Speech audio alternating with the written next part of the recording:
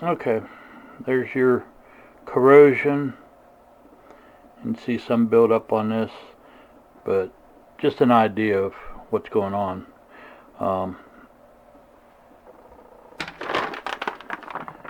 That's what you need. Okay, you need some of that, a toothbrush, and we're going to scrub the heck out of this and clean that green corrosion off. Okay, I don't know why this thing doesn't focus well, but it doesn't. Okay,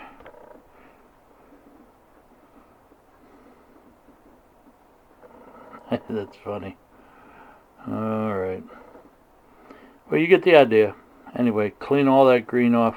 Use some baking soda and water and rub and scrub until all the green's gone and you have a nice shiny surface, because we may be able to solder to it. That's what we're going to try. Scrub, scrub, scrub. Put on as much of that baking soda that you can. It'll do two things. It's a little bit abrasive, so it'll help clean. It'll also neutralize any acid or alkali, depending on which batteries you used. Okay, or which were in there. I'm not saying you did it, but it takes a while to get that stuff off of there. But you have to. Okay, we're going to neutralize the acids and then take off as much of this green as I can, and then we'll move on to a Scotch-Brite pad and see if we can't get all of it off. But we'll do as much as we can and try to come back in a minute or two here. Okay, I'm going to try to give you all the information I can think of that you might need. One thing you're going to want to know is what the spring is made out of. Okay, I apologize if things aren't quite in focus, but it is what it is. So you're going to want to test it with a magnet. Now, this is very, very slightly magnetic. So I'm going to say that's a low-grade stainless. Watch this. You can hear it. Okay, it's attracted to this spring. That is going to be easier to repair than stainless. But if it's all you got, it's what you got to do. Now these rivets, which I'm still cleaning, are also steel.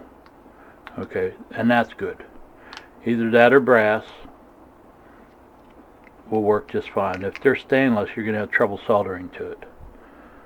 So we're going to do a little bit more cleaning on this and move on from there. And we're going to use Scotch-Brite or some other kind of scratchy pad, whatever you got. Okay. To get down in there. So we're going to make a little tool to get down in there and clean that corrosion out. Got to get rid of it. You can't solder to it, that's for sure. So get rid of it all, and then hopefully it won't spread when you're done and cause the same problem all over again. So you really want to get rid of all of it. Let's go. Keep going. Make yourself a little piece with your scratchy pad. Grab some needle nose, forceps, whatever you got, and get in there and scrape and scour, scrape and scour. You can use the baking soda on there too, along with this, which might help to have a little bit of abrasive in there. But it's going to be a little while. Just keep on doing whatever you got to do to get down in there and clean this out. Good luck. Okay, I'm still working. You can almost see the brass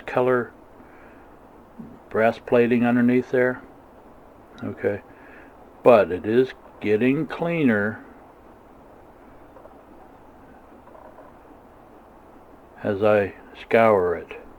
So we're going to keep on going. I'll show you when I get a little further along.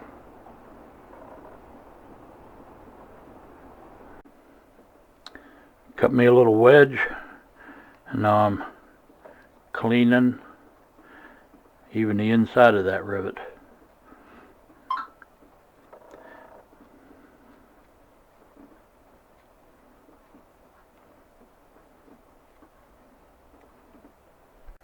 You can always use a pointy object, hobby knife, a pair of scissors, something like that. Get up in there and carefully scrape it. You want that brass on there if you can keep it. Okay, but you want to get rid of that green, so you can go ahead in there and gently clean it out and use your pads, do whatever you got to do, clean it all up. Okay, get down in there. Now we got a pretty good, there we go, not too bad. I'd say we're in pretty good shape compared to the other one. Okay, now I'm going to clean that other one up and have it ready. That's as good as I'm going to get it, but it's solderable. Let's clean that one up. Okay, another option for your spring is to find one out of your junk drawer or maybe a spring kit. It doesn't have to look exactly the same. You can reshape it. Now, the deal is these are made small to large diameter for a reason, so that when you push down on it with a battery, it collapses down flat. Okay, see, it becomes flat. I know that's out of focus,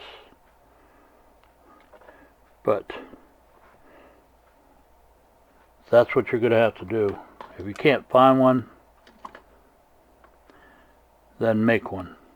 Get yourself something small that's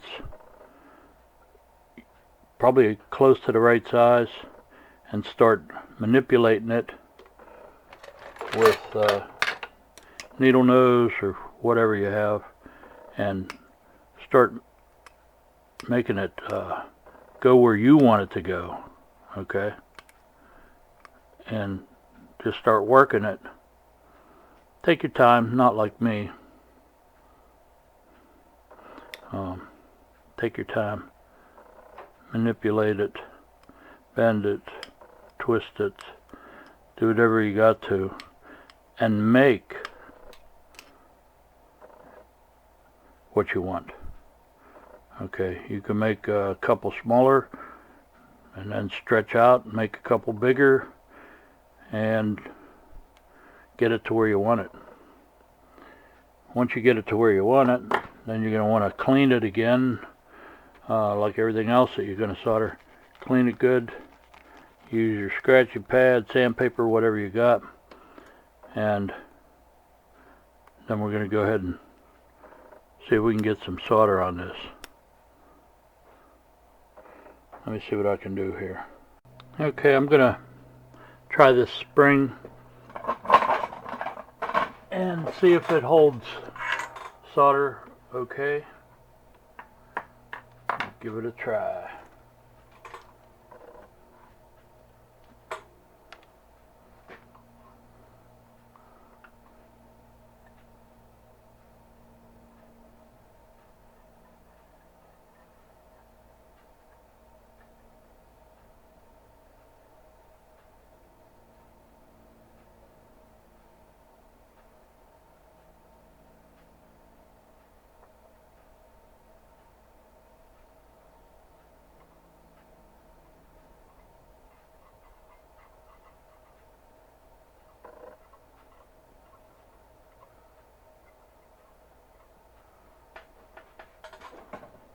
That's the first step.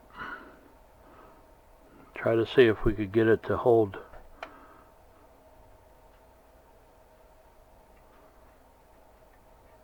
Solder.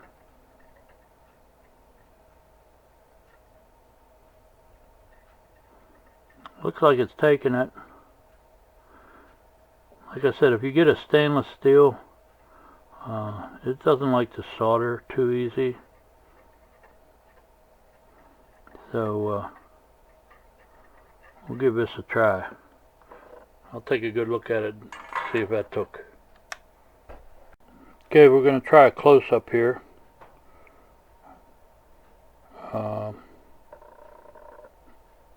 You can see that it did take solder. So, trick is nice and hot and clean. It's so hard to get it in focus, but just make sure that it's clean and it should take it.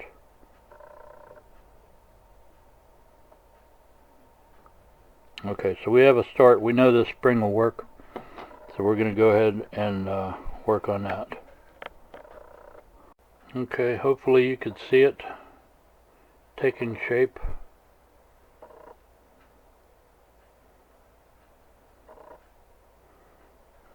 I don't know if this will work. Nope.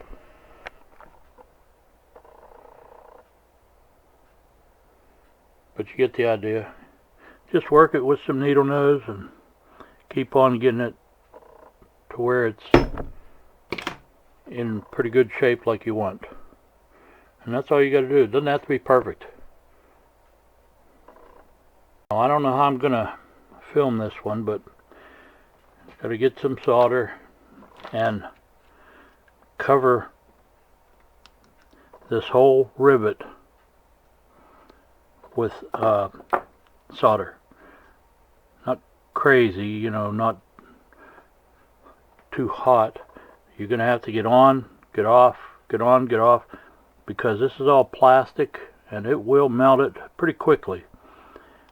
But if it's clean, it should take solder pretty quickly. But you got to get this side soldered so that your spring will attach to it easily. Let's you know, just get your, like I said, get down there, get it quick. I don't know how to show it to you, but let me show you when it's done. I could try. Let me try.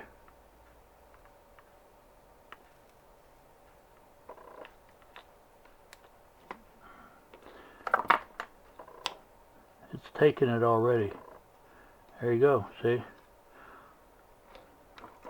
Not too bad, not too bad.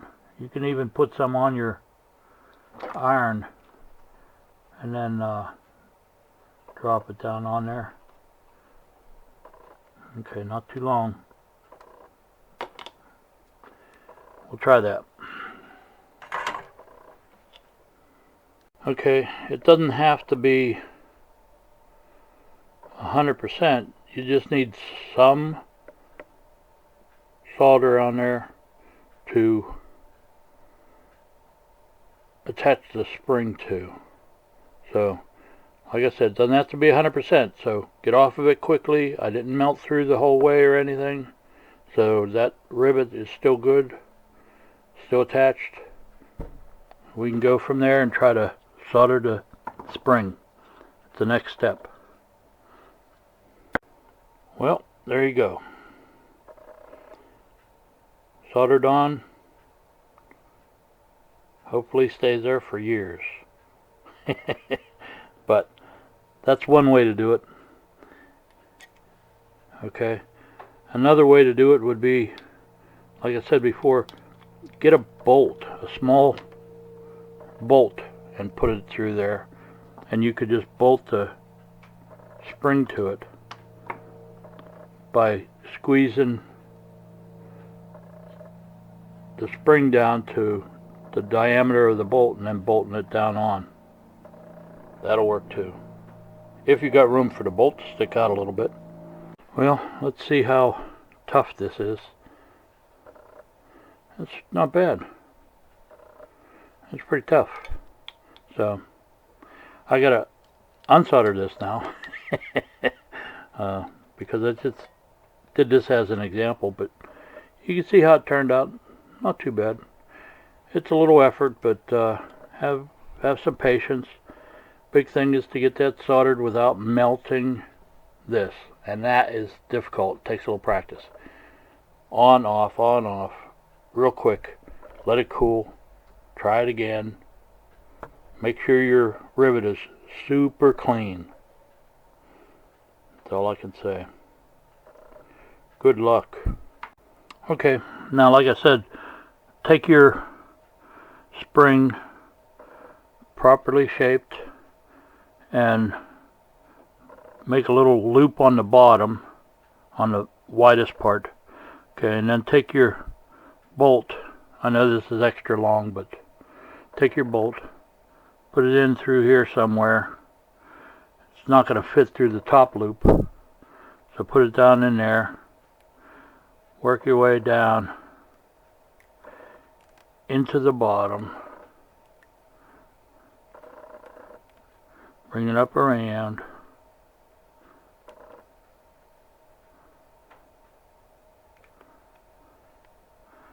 And get it down in there. Now, make sure that'll fit into your hole that you have, as an example. Okay, and then just picture it being the other way over here. And now you have that. What I would do is probably have to file that down and make it pretty flat, because you don't want it to intrude into the battery holder and cause you undue pressure on your battery. But that's another way. Just put the bolt through,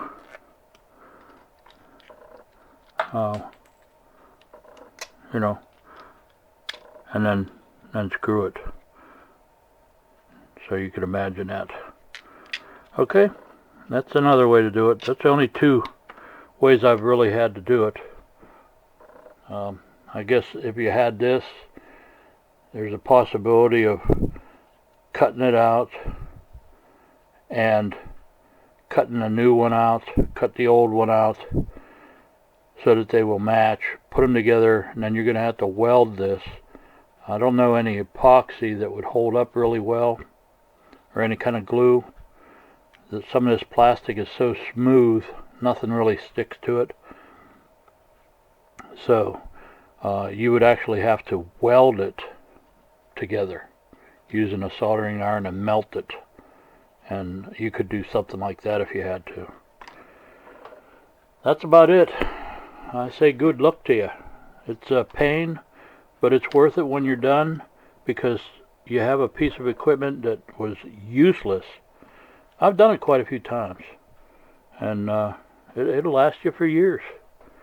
Like I said, you got to make a spring if you don't have one to tear out of another one. Make a spring out of whatever you have.